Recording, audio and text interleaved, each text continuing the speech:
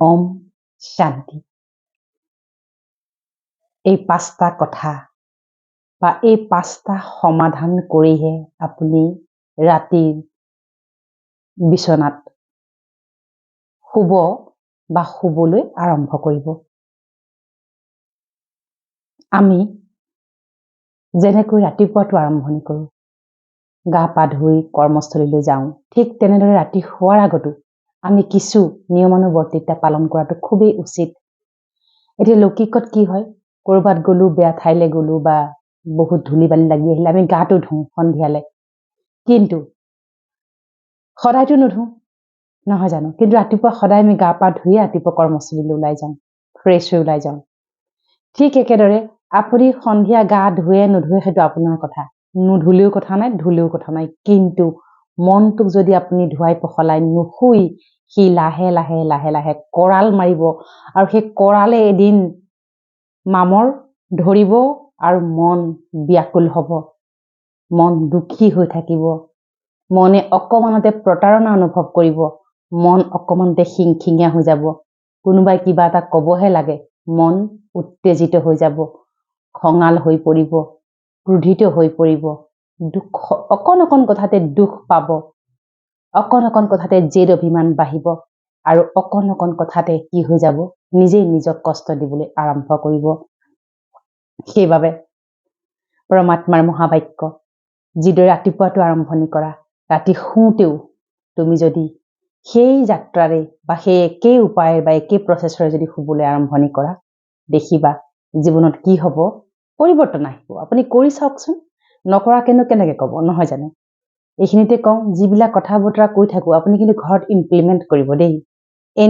এনেই কৈ থকা নাযায়, আপোনালোকৰ কিবা এটা উপকাৰ হওক, আপোনালোকে কৰি জীৱনত কিবা এটা কিবা এটা আপোনালোকৰ যেন উপকাৰ হয়, সেইটো উদ্দেশ্য আগত ৰাখিহে আমি কৈ থাকোঁ দেই। গতিকে ৰাতি শোৱাৰ আগত কি কৰিব, এই 5টা কথা হয়তো আপুনি লিখি যদি শুব পাৰেতো আৰুই ভাল। সৰ্বপ্ৰথমে গোটেই দিনটোৰ বাবে স্বয়ং প্ৰভু ভগৱন্ত পৰম পিতা পৰমাত্মাক কোটি কোটি ধন্যবাদ। ঈশ্বৰ, আল্লাহ, গড ভগৱান, যোনেই যি নামেৰে তেখেতক মাতে বা স্মৰণ কৰে তেওঁক প্ৰথমতে ধন্যবাদ। তাৰ পিছতে ধন্যবাদ জ্ঞাপন কৰক সমস্ত পৃথিৱীখনক, প্ৰকৃতিক দেই, সূৰ্য, তৰা, নক্ষত্ৰ, প্ৰকৃতি, গছ, পানী, বতাহ, বায়ু, সকলোকে। আৰু তৃতীয়টো ধন্যবাদ জ্ঞাপন কৰক আপোনাৰ সমস্ত পৰিয়ালক, যিয়ে দিনটো আপোনাৰ লগত ইমান সহযোগ কৰিলে, আপোনাৰ কৰ্মস্থলীত থকা যিসকল সহযোগী সেইসকলক, ব্যৱসায় বাণিজ্যত আছে তাৰ ষ্টাফসকলক, আৰু যাক পাৰি সকলোকে ধন্যবাদ জ্ঞাপন কৰক। একেবাৰে চিকিউৰিটিটোৰ পৰা লৈ পেলাই একে আপাৰ লেভেললৈকে সকলোকে ধন্যবাদ জ্ঞাপন কৰক। চতুৰ্থতে নিজক ধন্যবাদ জ্ঞাপন কৰক যে মই আজি দিনটো সুখ্যাতিৰে, যেনেকেই নহওক মই অন্ততঃ দিনটো কোনো ধৰণৰ বিপদ আপদ নোহোৱাকৈ এতিয়ালৈকে মই নিজকে সুকলমে আজি দিনটো সম্পন্ন কৰিলোঁ। আৰু এই 5টা কথা আপুনি কৰিব। কিন্তু প্ৰথমটো হৈছে, যদি দিনটোত কাৰোবাৰ লগত কিবা মতানৈক্য হৈছিল, কিবা কাৰণত সংসাৰতে হওক, পৰিয়ালতে হওক, কৰ্মস্থলীতে হওক, য'তেই নহওক, কাৰোবাৰ লগত যদি অকণমান থোটা মোজাও লাগিছিল বা কিবা আৰ্গুমেণ্ট হৈছিল বা কিবা কথাত আপুনি ইণ্টেনশ্যনেলি জানি বা অজানিতে আপুনি টানকেও কৈ পাইছিল, বেয়া ব্যৱহাৰ কৰিছিল, যদি আপুনি কৰিছিল বা আপুনি যদি কিবা লাগি আছে যে মই সেইটো কৰিব নালাগিছিল, যিয়ে আপুনি কৰিছিল বা নকৰিছিল, তাৰ হৈ পেলাই সেই ব্যক্তিক বিশেষভাৱে স্মৰণ কৰি, চকুৰ সন্মুখলৈ স্মৰণ কৰি ক্ষমা খোজক যে হে আত্মা, মোক ক্ষমা কৰি দিবা। যদি মই জানি বা অজানিতে তোমাক কিবা আঘাত দিলোঁ, মনোকষ্ট দিলোঁ, তুমি মোক ক্ষমা কৰি দিবা, মই আগলৈ আৰু এনে নকৰোঁ দেই। দ্বিতীয়তে, তেওঁ যদি আপোনাক কৰিছিল, কোনোবা যদি আপোনাক হিংসা কৰিছে, ঈৰ্ষা কৰিছে, আপোনাক বেয়াকে কৈছে, আপোনাৰ ওপৰত বেয়াকে লিখিছে বা যিয়েই নহওক, আপুনি যাৰ বাবে মন আপোনাৰ বেয়া লাগিছে, কোনোবাই আপোনাৰ মানসিক আঘাত দিছে, তাক আকৌ উল্টাই অভিশাপ এসোপা নিদিব। আজিকালি বহুতেই দেখিছো কি কৰে, যদি কোনোবাই আপোনাক এষাৰ বেয়াকে কৈছে, তেওঁ 3 ষাৰমান বেয়াকে কৈহে এৰে, আৰু সেইটো নোকোৱালৈকে তেওঁ মানে শান্তিত নাথাকে, কৈহে এৰিব। আজিকালি ছ'চিয়েল মিডিয়াতো দেখিছো অনেক মানুহৰ ইণ্টাৰভিউ বিলাকত দেখিছো তেওঁলোকে যিসকলে বেয়াকে কমেন্ট লিখে সেইসকলক মানে তাতে এষাৰ শুনুৱাই দিয়ে আচলতে কি জানেনে যোনে বেয়া আগতেও কওঁ যিসকলে আপোনাক বেয়াকে লিখিছে আপোনাৰ প্ৰতি বেয়া ভাৱ পোষণ কৰিছে আপোনাক খুব বেয়াকে দৃষ্টি দিছে সেই সকল হৈছে অজ্ঞানী মূৰ্খ এই পৃথিৱীৰ মানসিক ৰোগী বুলি কিয় ধৰি ল'ব নোৱাৰে এটা সৰু উদাহৰণ দিওঁ যেতিয়া বনৰীয়া গৰুৱে আপোনাৰ ঘৰৰ যদি গেট খোলা থাকে বনৰীয়া গৰুৱে আহি পেলাই ৰাতিৰ ভিতৰতে তাতে গোবৰ এৰি থৈ গুচি যাব পাৰে এতিয়া আপুনি ৰাতিপুৱা গৰুটোক বিচাৰি ফুৰিব জানো নুফুৰে নহয় আপুনি কি কৰিব পদুলিটো চাফা কৰিব কি বুলি হক দে গৰু গোবৰ পবিত্ৰ কিন্তু হয়তো গোবৰে ন ঠিক একেদৰে আপোনাৰ এই ছ'চিয়েল মিডিয়া নামৰ বা আপোনাৰ এই জীৱন নামৰ পদুলিটোৰ দুৱাৰখন সদায় খোলা ৰাখিছো আমি কাৰণ আমি সব কথা শ্বেয়াৰ কৰি ভাল পাওঁ যে কলৈ গৈছো কি খাইছো কাৰ লগত আছো কলৈ গৈ এইবিলাক কৈ যে খুব ভাল পাওঁ তাৰ মানে কি আমাৰ জীৱন নামৰ পদুলিডাল মানে নঙলাডাল আমি খুলি ৰাখিছো তাত যিকোনো মানুহে আহি পেলাই কি কৰিব পাৰে সেই গৰুটো নিচিনাকে যিকোনো ধৰণৰ ডাষ্টবিনযুক্ত লেতেৰা কমেন্ট আকাৰে হওক নিজৰ অভিমত আকাৰে হওক ঈৰ্ষাৰ আকাৰে হওক জ্বলনৰ আকাৰে হওক আপোনাক কিবা এটা দি থৈ যাব পাৰে এতিয়া কথাটো হ'ল আপুনি যদি নিজৰ এই জীৱন নামৰ এই আপোনাৰ যিখন দোকান খুলি ৰাখিছে ছ'চিয়েল মিডিয়াত সেইখন যদি চাফা চিকুণ নকৰাকে হেৰো আমি যেতিয়া ব্যৱসায় এটা আৰম্ভ কৰো বা ঘৰখনৰ আমি কেনেকৈ আৰম্ভ কৰো দুডাল ধূপকাঠি লগাই পেলাই বা স্বয়ং প্ৰভু ভগৱন্ত ঈশ্বৰ আল্লাহ গড ভগৱানক পৰমাত্মাক আমি স্মৰণ কৰি আমি দিনটোৰ আৰম্ভণি কৰোনে কৰো তেনেস্থলত আপুনি ছ'চিয়েল মিডিয়া খুলিলেই যেনিবা সেইখনটো আপোনাৰ একোখন ঘৰ সেইখনটো আপোনাৰ আজিকালিটো একে খুব বেছি ইম্পৰ্টেণ্ট সেইখন মজিয়া হৈ গৈছে সেই মজিয়াখন আপুনি চাফ চিকুণ নকৰাকে আপুনি কিয় গৰজিবলৈ আৰম্ভ কৰে নাপায় নহয় দেই গতিকে ভাবি লওক সেই বনৰীয়া গৰুকেইটাই কোনোবাই মোৰ ইয়াত কোনো জেগা নাপালে মোৰ পদুলিটো খোলা আছিলে মোৰ পেজৰ পদুলিটো খোলা আছিল তাত কিবা এষাৰ লিখি থৈ গ'ল বাৰু তেওঁক আশীৰ্বাদ দিয়ক তেওঁক অভিশাপ নিদিব সি বেচেৰা অভিশাপৰে জৰ্জৰিত সি বেচেৰা ফ্ৰাষ্ট্ৰেটেড সি বেচেৰা অৱস্থাবিহীন মৰু অৱস্থা battery about to die soul about to die সেইকাৰণে তেনেকৈ কৈ থৈ গৈছে সেইকাৰণে তেনেকৈ লিখি থৈ গৈছে দে আপুনি তাক আশীৰ্বাদ দিয়ক তোমাৰ কল্যাণ হওক তুমি জ্ঞানী আত্মা তোমাৰ দূৰদৃষ্টি তোমাৰ ভাল বুদ্ধি ঘূৰি আহক পৰম পিতা পৰমাত্মাৰ আশীৰ্বাদ সদায় তোমাৰ লগত আছে আজীৱন থাকিব তোমাৰ কল্যাণ হওক বাছ হৈ গ'ল আৰু তাৰপিছত পাহৰি থাকিব লাগে আৰু হয়নে বনৰীয়া প্ৰাণীক যদি আমি ইমান গুৰুত্ব দি থাকো ঘৰচীয়া প্ৰাণীৰ লগত যুঁজিবলৈ আছেই হয়নে বাৰু যি কি নহওক গতিকে যিসকলে আপোনাক তেনেকৈ লিখি থৈ গৈছিল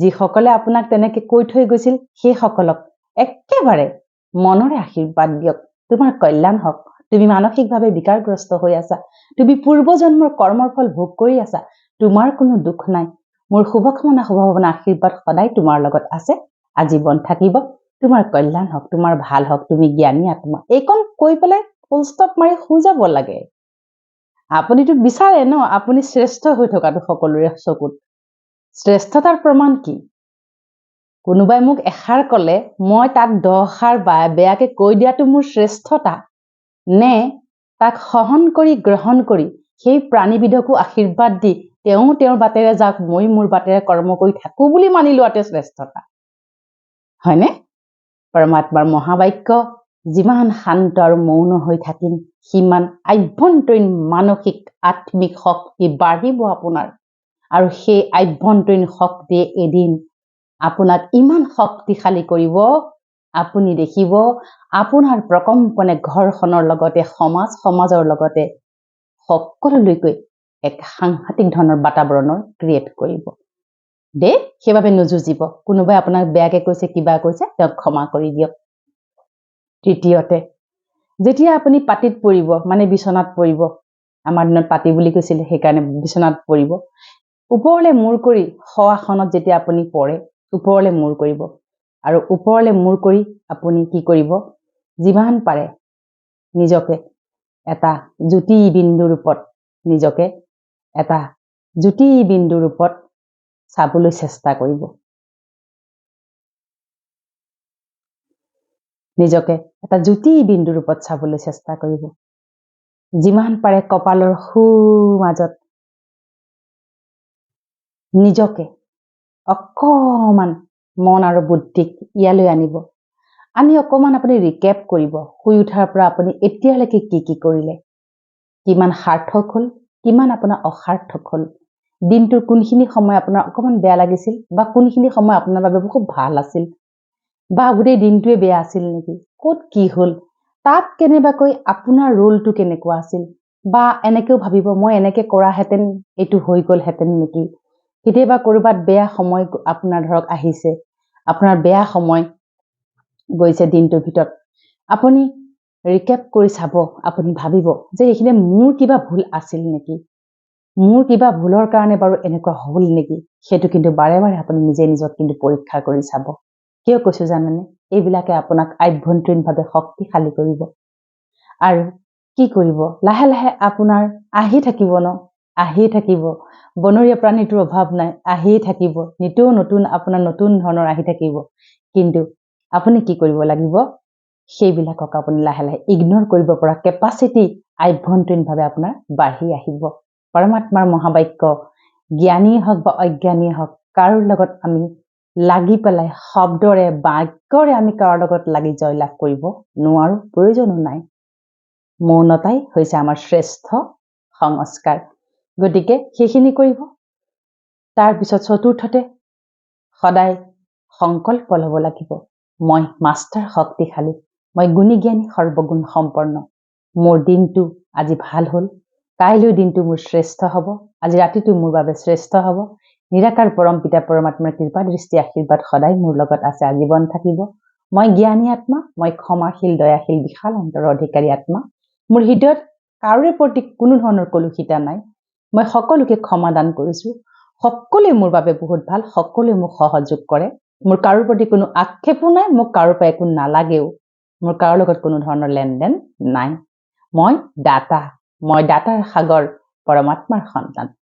এই অনুভৱৰে যদি আপুনি ৰাতি শুৱে, 21টা দিন আপুনি এইখিনি কৰি চাওকচোন, ইমান ৰিফ্ৰেছ লাগিব ৰাতিপুৱাটো।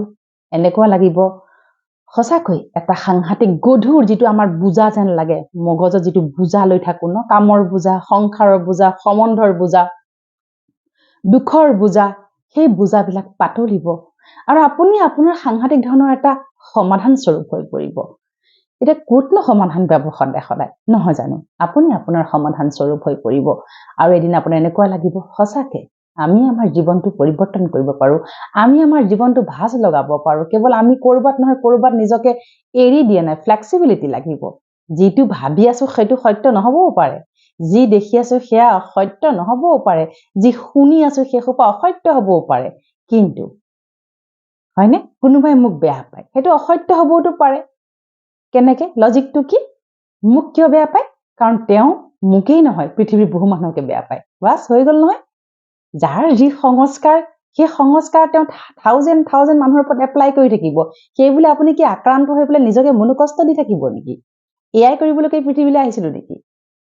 নাই অহা আমি ডেফিনেটলি অহা নাই নিজৰ এজেণ্ডা লৈ আহিছো। সেই এজেণ্ডা আপুনি কিয় পাহৰিছে? সকলোতকৈ ডাঙৰ এজেণ্ডা আপোনাৰ মানসিক সুখ শান্তি। আপোনাৰ মানসিক সুখ শান্তি আপুনি হৰণ কৰি আছে, আপুনি ৰেছপন্সিবল।